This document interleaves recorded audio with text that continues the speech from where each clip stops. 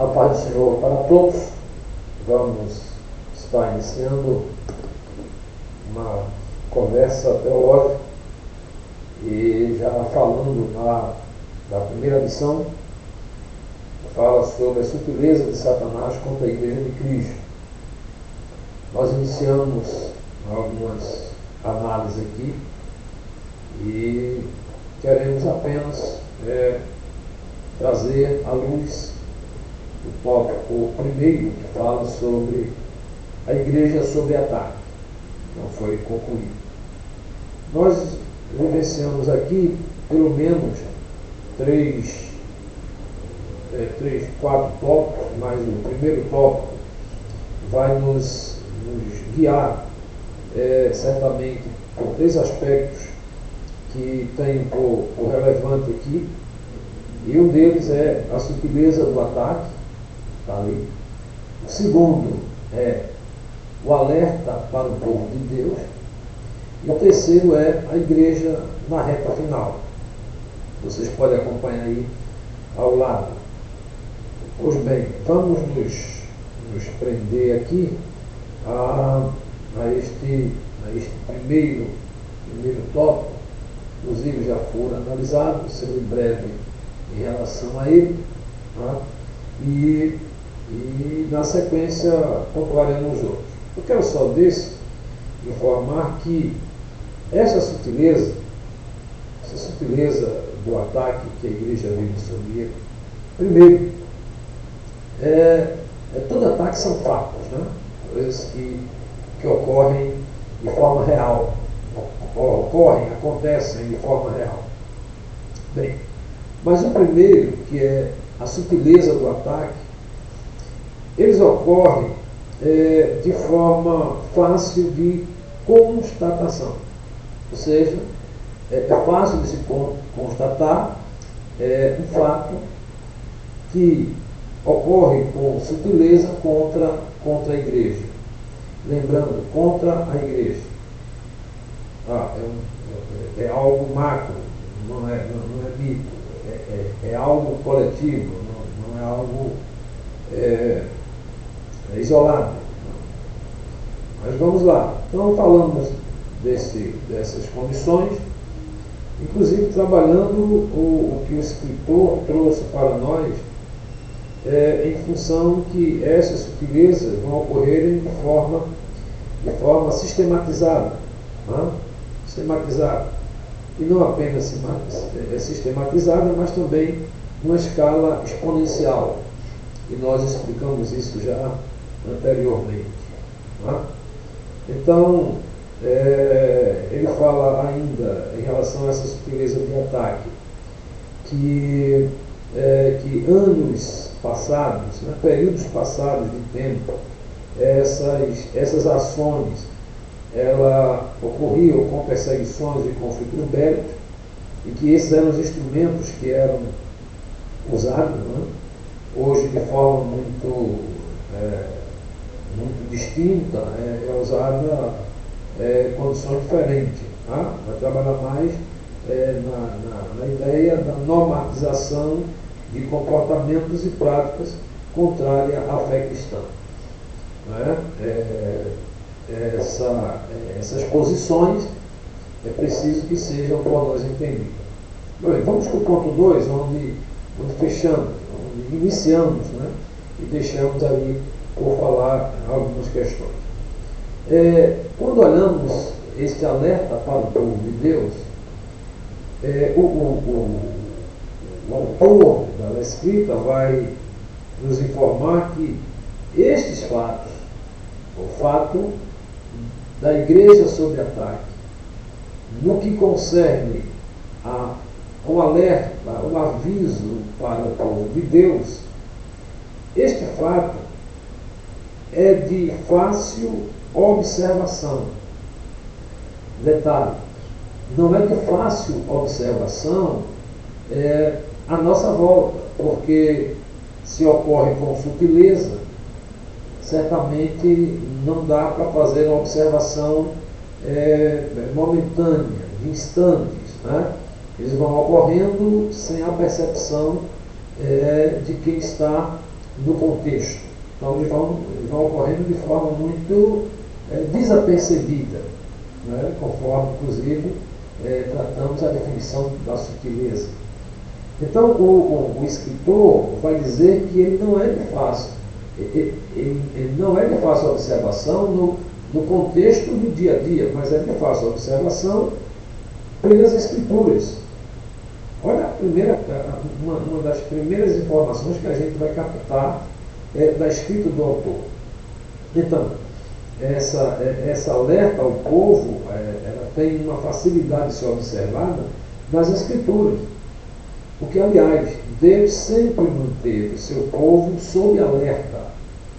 Sob alerta. A luzinha sempre vermelha. Acesa. Tá? Isso não ocorre só em nossos dias, mas desde o Antigo Testamento que isso ocorreria. Tá? Porque nada acontecia com o povo de Deus sem que primeiro fosse avisado. Tá? E os textos bíblicos revelam isso. Eis que não ocorrerá nada, não farei nada sem antes avisar aos servos e profetas, ou aos servos através dos profetas. Tá? Então os alertas e advertências sempre vinham. E isso pode ser visto tanto em relação às pessoas, olha aí, quanto aos grupos, ou a grupos. Tá? Isso está expresso em Gênesis 37, de 5 a 7, está expresso no próprio Gênesis 45, de 5 a 8, e depois 18, 17 e 18. Tá? Vai fazer, o autor aproveita aqui esse alerta ao povo, faz uma referência, inclusive, ao período de monarquia, né? Que os hebreus vivenciaram. Tá? Ficaram sob este domínio monárquico. As advertências vinham, e vinham de forma mais intensa, e essa advertência viriam, quase de nós, pelo ministério profético, o que vale dizer, pelo ministério da palavra. Ora, quando observo este ministério profético, que estava sempre na vanguarda dos princípios de Deus, eles falavam em relação a uma alerta ao povo do que ele tivesse alguns cuidados com o que poderia acontecer, inclusive pedindo-os que observassem as nações que eles odiavam, para não entrarem no mesmo processo, no mesmo procedimento, fazendo as mesmas ações. Pois bem, quando Paulo vai escrever a Timóteo, Paulo vai fazer uma referência similar. Ele vai alertar a Timóteo e que o Espírito Santo, que o Espírito Santo dava à igreja. Olha a revelação já de Deus trazendo alerta à igreja. O Espírito expressamente diz, olha aí, esse termo expressamente, ele está dizendo, fala com clareza, fala com objetividade, fala com conhecimento de causa. Tá? E aí vai ter toda aquela descrição que nós vamos entender futuramente. Tá? O autor chega a descrever, quem sabe o verbo grego, né? No caso do reto, vai traduzir a palavra expressamente, afirmando que possui um sentido de claramente, sem sombra de dúvida. O Espírito do Senhor, portanto, faz conhecido a seu povo os perigos que o cercam. E sempre foi assim. O grande problema é que nós não damos ouvidos ao que ouvimos do Espírito. Tá? Hoje estamos numa situação muito difícil.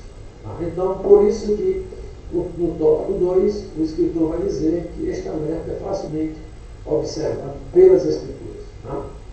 Claro, ao conhecer a Escritura, nós vamos conhecer o que está à nossa volta. Vamos conhecer não. Por exemplo, a alusão tão intensa a uma forma de normatização do aborto, por exemplo, da matança indiscriminada de crianças, que está nos rodeando há tanto tempo, sempre querendo colocar as coisas como sendo normais, e há uma resistência em relação a isso.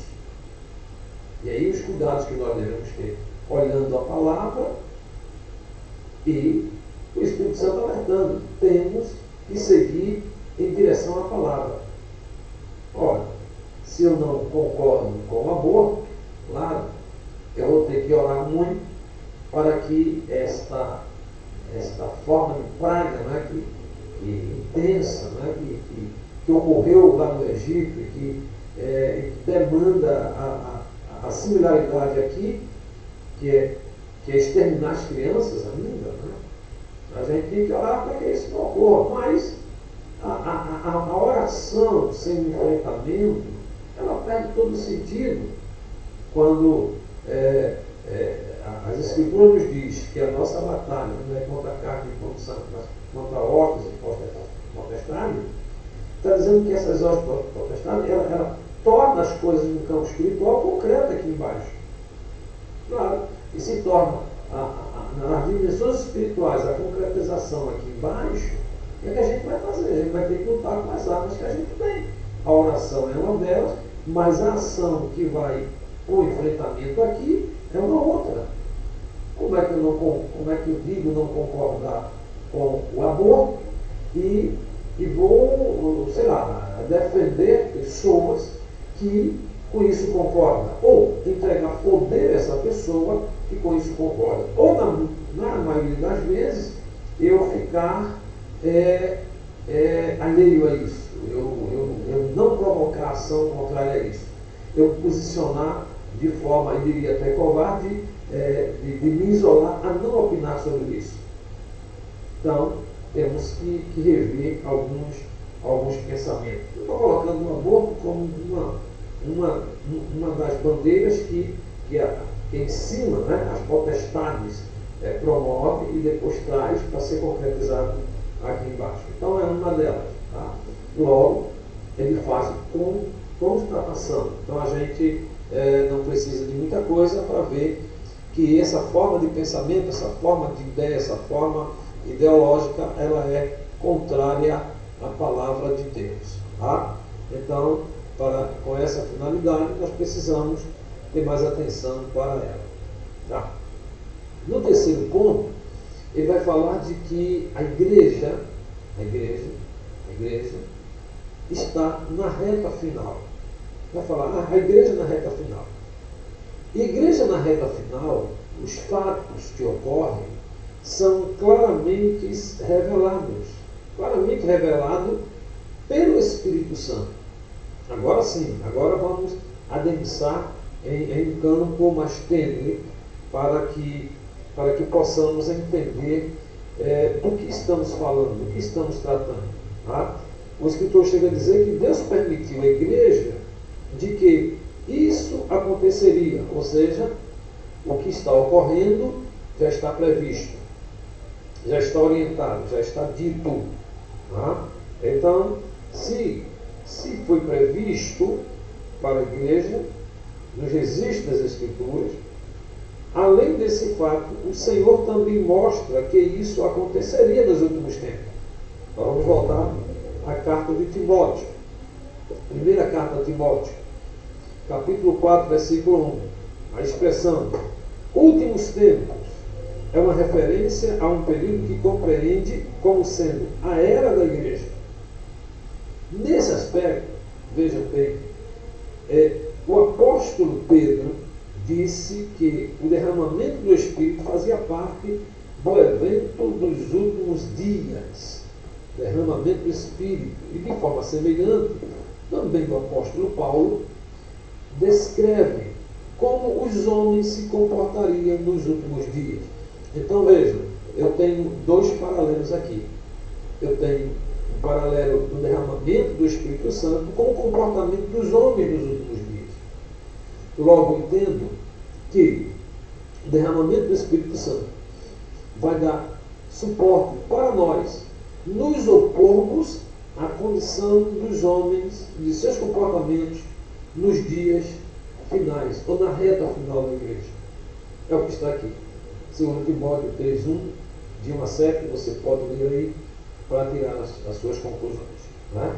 O autor chega a falar de que a precisão com que foram descritos esses sutis ataques de Satanás contra a igreja, e não a referência do dia e hora, deveria servir de alerta máximo a nós.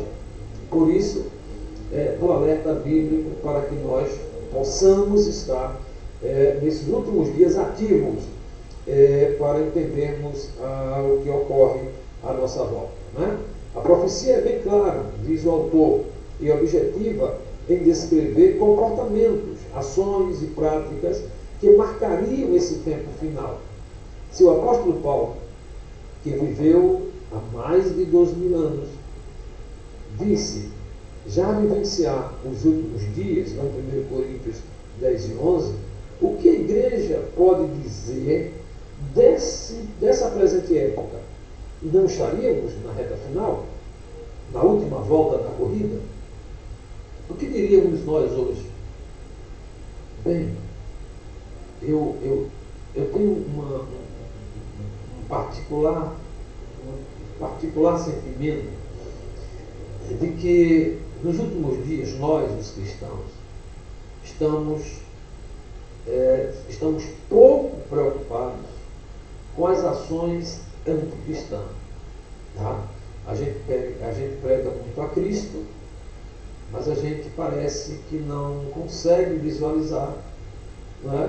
A gente prega muito comportamento cristão, mas parece-me que a gente se desvia muito do tema do pensamento anticristão. Ora, se o pensamento cristão ele deve combater dioturnamente o pensamento anticristão, ou eu sou cristão ou não sou. A partir do momento que eu me fecho, que eu me calo, que eu me reservo, que eu não opino, que eu não vou para a fronte, né? A fronte de luta, para o debate, para a ação concreta, que é mostrar a quem está à nossa volta o que somos e como somos. Tá? Reprimir sempre toda ação anticristã. Mas nós, nos dias de hoje, estamos levando a igreja a trazer determinados comportamentos anticristãos para o seio cristão. E isto é muito sério, muito sério. Porque, ao olhar a Bíblia está condenando de forma muito enfática todo pensamento anticristão, todo ele, sabe? Sem minimizar. Né? Basta vermos aqui, vamos lá, deixa eu abrir aqui a Bíblia, e vou encontrar aqui, eu tenho sempre citado esse texto nesses últimos dias, que é o texto aos Romanos. Cito quando falo dos atributos de Deus, cito quando falo dessas ações anticristãs, que Paulo descreve aqui de forma tão categórica, tão intensa, essas atividades anticristãs, que vai contrário ao pensamento do cristianismo e que muitos de nós estamos flertando ou dando a nossa permissão para que isso seja normatizado ou normalizado. Vamos ver o que é que Paulo está dizendo. Porque no céu se manifesta a ira de Deus sobre toda impiedade e injustiça dos homens que detêm a verdade em injustiça. Verdade? Primeiro pensamento anticristão. Está aqui para ser defendido. Porquanto o que de Deus se pode conhecer, dele se manifesta, porque Deus não manifestou. Então, o que é de Deus conhecido está presente para nós. Tudo que não está presente para nós, diante da revelação de Deus, e com práticas que são contrárias a Deus, essas práticas devem ser reprimidas. Observem bem. Porque as suas coisas invisíveis, desde a criação do mundo, tanto o seu eterno poder como a sua divindade, se entende e claramente se vê pelas coisas que estão criadas, para que eles fiquem inexcusáveis. Existe um Deus moral, que determina o comportamento humano e deve ser também moral. Aí ele continua: porquanto, tendo conhecido a Deus, não glorificaram como Deus, nem lhe deram graças, antes em seus discursos se desvaneceram, e o seu coração insensato se obscureceu. Olha o que o texto está dizendo para a gente, e a gente está flertando com essa forma de pensar e de agir, esse obscurecimento em relação a Deus. Dizendo, se sabe, tornaram-se loucos e mudaram a glória de Deus em compatível semelhança de imagens de homens corruptíveis e aves, e quadrúpedes, de répteis. Aqui ele está falando de toda a construção contrária à visão verdadeira de Deus. Ele vai mais além, porque também Deus lhe entregou a consciência do coração, a imundícia, para desonrarem seu corpo entre si, e muitos que apelam para o cristianismo, que se diz cristão, estão envoltos a estas práticas que aqui está. Pois mudaram, vejam só, irmãos, aqui, pois mudaram a verdade de Deus em mentira, e honraram e serviram mais a criatura do que o Criador, que é bendito eternamente. Amém.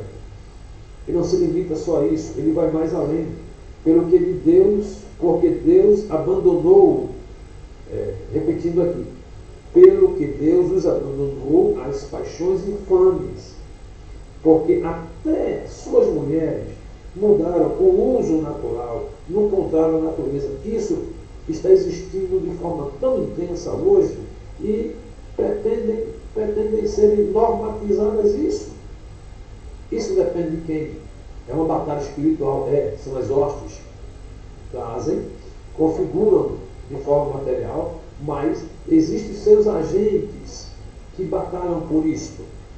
Quantos não estão transformando, e isso já existe, mas ainda de forma um tanto não proliferada totalmente, porque vez ou outra são quebradas essa sequência, mas existe aqui a normatização do homossexualismo. E uma outra coisa pior, não é apenas a normatização, é que nós devemos não só aceitar, mas considerar isso como sendo algo normal, e não podemos falar contrário a isso. Observem bem o caminho que nós estamos entrando na igreja nessa reta final. Tá? Então, ele vai mais além. E semelhante também aos varões, deixando o uso natural da mulher, se inflamaram em sua sensualidade, uns para com os outros, varões com varões, cometendo torpeza e recebendo em si mesmo a recompensa que convinha ao seu erro. Nós sabemos aí as coisas que acontecem aqui. Então, queridos irmãos, é um alerta esta lição com a realidade que está à nossa volta. Irmãos, aí a gente ora tanto por isso, a gente pede a Deus que isso não ocorra, que não aconteça. E quando essas hostes provocam isso, trazem seus representantes, e eles fazem a representação muito bem, e nós estamos a pé com eles.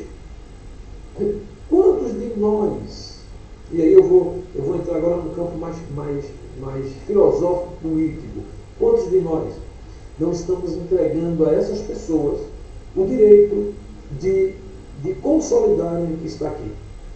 Somos nós que estamos fazendo. Nós somos maioria cristã, mas estão entregando a esses representantes o direito para que isso seja mantido. Hoje, muito bom, passam pela gente, trocam alguma coisa, me dão uma cesta básica, me dão um dinheiro, me dão um muro, me dão uma casa, me dão ou cegam o meu entendimento com os argumentos que a mídia traz para mim. E eu estou vendo uma coisa e estou até não concordo, mas de repente eu estou entrando nos braços dessas pessoas e dando a ela uma credencial para exatamente tornar isto como sendo normatização, e eu como cristão estou sofrendo. E Paulo vai mais além nesse alerta. É a Bíblia que está alertando. Olha aí, a igreja na fase final sendo alertada. E ele continua. E como eles não se importaram de ter conhecido de Deus, assim Deus os entregou um sentimento perverso para fazerem coisas que não convêm, estando cheios de toda iniquidade, prostituição, malícia, avareza, maldade, cheio de invejas, homicídio, contenda, engano, maldade, sendo murmuradores, detentores, detratores, aborrecedores de Deus, E é bom que vocês lembrem que essas pessoas fazem, as encenações que fazem carros alegóricos durante o carnaval, durante shows, aqui mesmo no nosso Recife, no nosso estado, veio aqui uma dessas hostes personificadas e vai para o palco gritando que Jesus é gay, Jesus é homossexual, e a gente, irmãos, vai agir como um agente que vai permitir que essas pessoas concebem isso, levem isso num ambiente maior, nos sufocando nesses últimos dias. A igreja tem que acordar e mais pessoas têm que estar alertando isto. Tá? Então essa lição está muito boa. Estão sendo murmuradores, presunçosos, desobedientes ao pai e à mãe, nécios, infiéis nos contratos, sem afeição natural, irreconciliável, sem misericórdia, os quais, conhecendo a justiça de Deus, que não são dignos, ou melhor, eles são dignos de morte, porque tais coisas praticam. Não somente os que fazem, cuidado, mas também consentem aos que fazem. E tem muito cuidado para a gente não estar nesse grupo do consentimento. Tá? Então, esse primeiro ponto, que faltou ficar esclarecido para a gente, eu estou deixando aí para vocês. Que Deus em Cristo nos ajude e nos faça compreender melhor a sua palavra.